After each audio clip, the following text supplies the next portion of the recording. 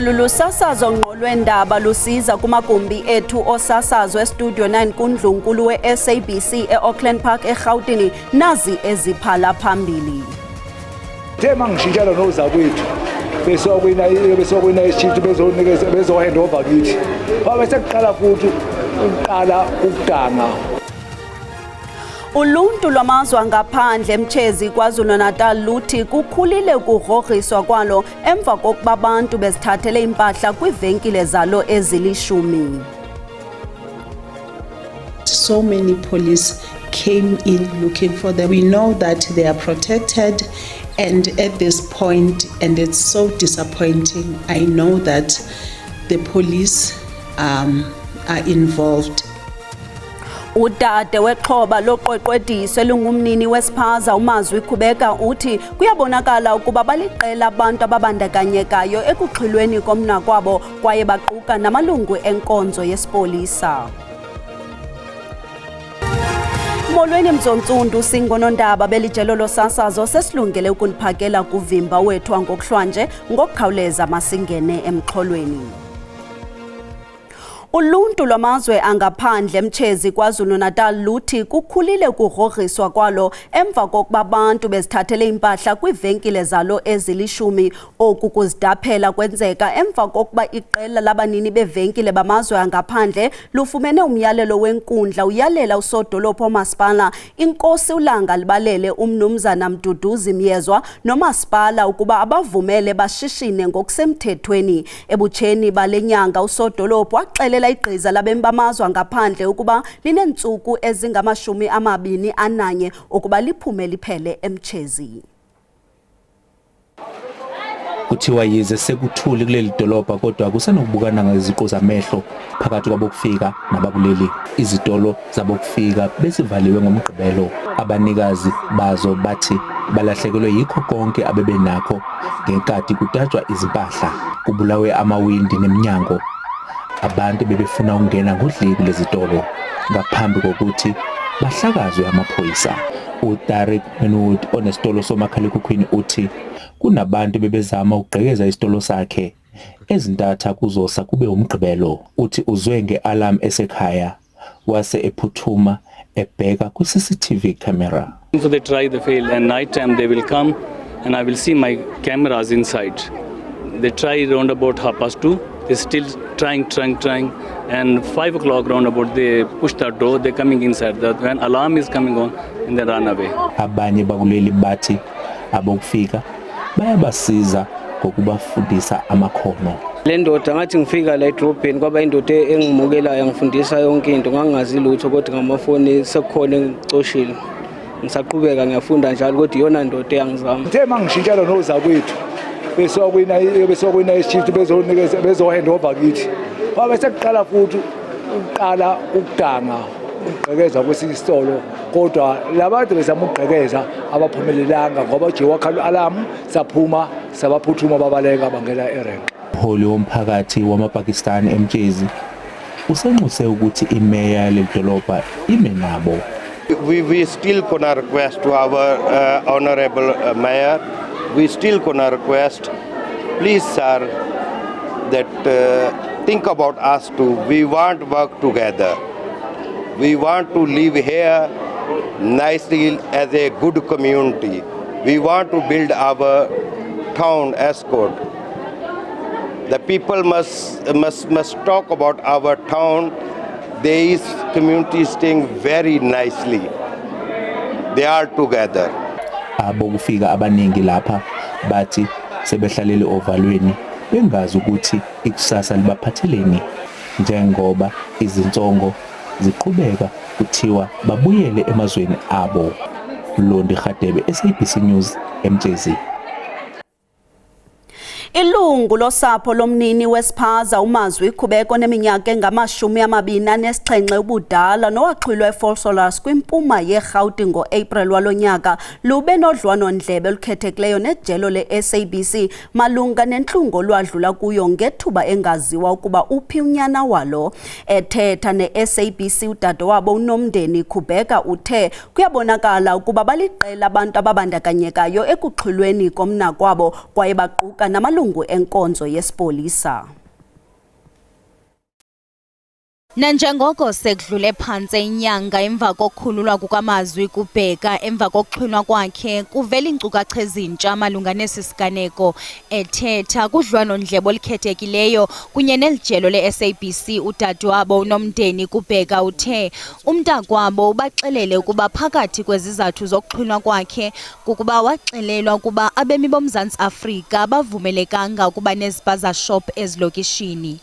They assumed or they thought that he is a ringleader from Katlehong. He is here to dethrone them because in Katlehong there is not even a single foreigner who owns a tech shop.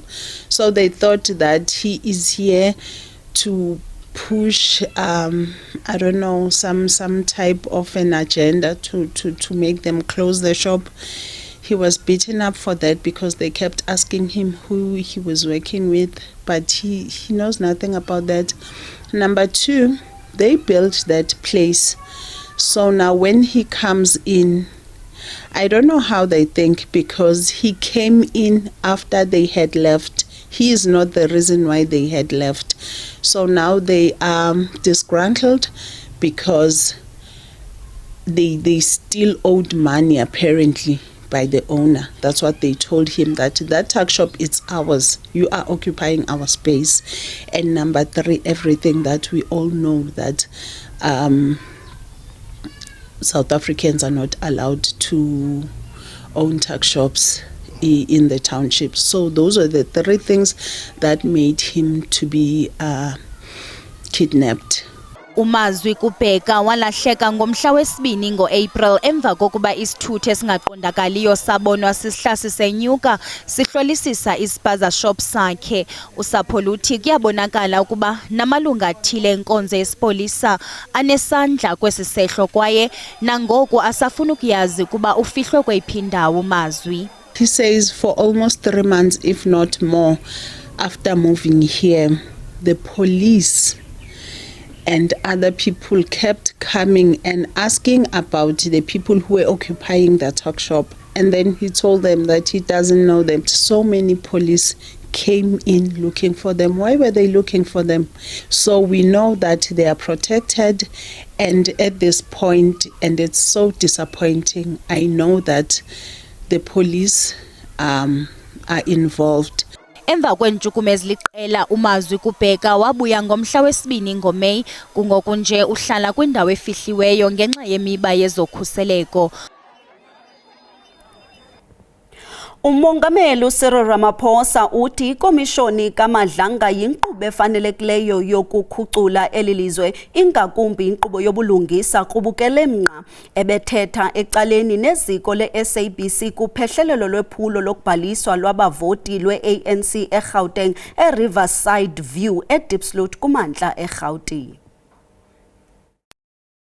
Umongameli Ramaphosa ufumene ingxelo yethutyana yesibini yekomishoni kaMadlanga ethetha neliziko ecaleni ngelixa kwiphulo leqela lakhe lokukhuthaza ukubhalisela uvoto eGauteng. OkaRamaphosa uthe ikomishoni kaMadlanga yinkqubo yokuzicoca kweli lizwe ingakumbi ngokubhekisele kwinkonzo yesipolisa yeli. I'm studying the report and it's a second interim report, and the Madlanga Commission is an absolutely fantastic process. It is a process that is going to help us to get rid of the rot within the criminal justice system. OkaRamaphosa ukwamkele ingxelo yearhente iMoody ne-SNP ngobumebeli ngokuphathelene namatyala ngelithi ezingxelo zindaba ezimnandi kweli. Kambe ke iMoody apha evekini ihlengahlengise inqanaba leli ukusuka ekuzinzeni yalibeka kwizinga elincumisayo lokama namhlanje iarhente iSNP ikwagcine inqanaba leli kwindawo enika ithemba. This is not a self-induced verdict by South Africa. It is a verdict that is being delivered by entities like Moody's, like S&P. They are the ones who are saying we're now positive. Kananjalo kwicala lokugaya inkxaso yonyulo njengokuba unyulo lusemnyango, umongameli we-ANC ungene kwizindlu ngezindlu eDiepsloot ephendula imibuzo kwintsapho. As residents is a clinic, a police station, a local school, and the electricity price is killing us. Ake ebethetha nenyambalala ngaphandle uKaramaphosa ukhuthaze ukuba kubhaliselwe uvoto. Ukanti ke umhla wama-20 nomhla wama-21 kweyeSilimela ukutsho inyanga kaJuni umiselwe njengempelaveki yokubhalisela uvoto ngokusesikweni.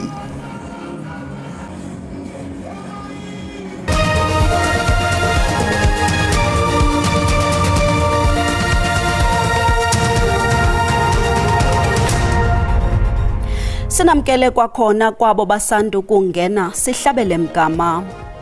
Ulwaphulomthetho, urhwaphilizo kunye nokupapashwa kweenkcukacha ezinganyanisekanga ibiyeyona miba ibihamba phambili kumsitho wokuwongwa kwabantu abebesematheni kweli loMzantsi Afrika kwicandelo leendaba kunye nakuluntu ngokubanzi kunyaka ophelileyo. Lo msitho we-Newsmaker of the Year ka-2025 nobanjwa minyaka le ubusingathwe yi-National Press Club ngokuhambisana ne-UNISA ePitoli phezolo. Umkomishinala wamapolisa KwaZulu-Natal Njengelenhlanhla Mkhwanazi uwongwe njengoyena mntu obesematheni. National Press Club ithi lo msitho wokunikezelwa kwezimbasa wenzelwe ukuwonga abantu abanegalelo elimandla nabazisa utshintsho kuluntu ngelixa uqhamisa umsebenzi wobuntatheli kunye nobunkokheli obungenachaphaza ekwenzeni uliqilima idemokrasi. Unjengelenhlanhla Mkhwanazi usebenzise intetho yakhe yokwamkela eluwonga njengeyokumemelela ukuthatha uxanduva konobunkokheli obungumzekelo omhle. Briefing that was held on the 6th of July 2025, and I must thank the media for allowing us to communicate to the citizen of this country. You've done us a great job. You should applaud yourself for that. That media briefing was not an exercise of popularity. We were not campaigning. It was not an attempt for one to become a public figure.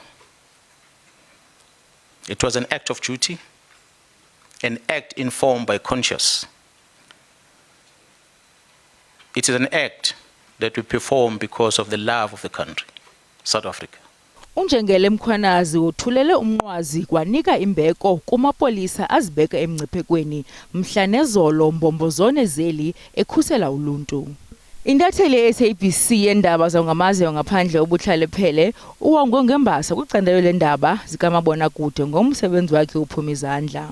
Ngelixa uMzantsi Afrika umoka-mokana nemingeni eliqela yolwaphulomthetho, ubuqhophololo, ukuncipha kwethemba kuluntu kukhuthazwe nokubaluleka kwenkululeko yeentatheli ekukhuseleni amaziko edemokrasi.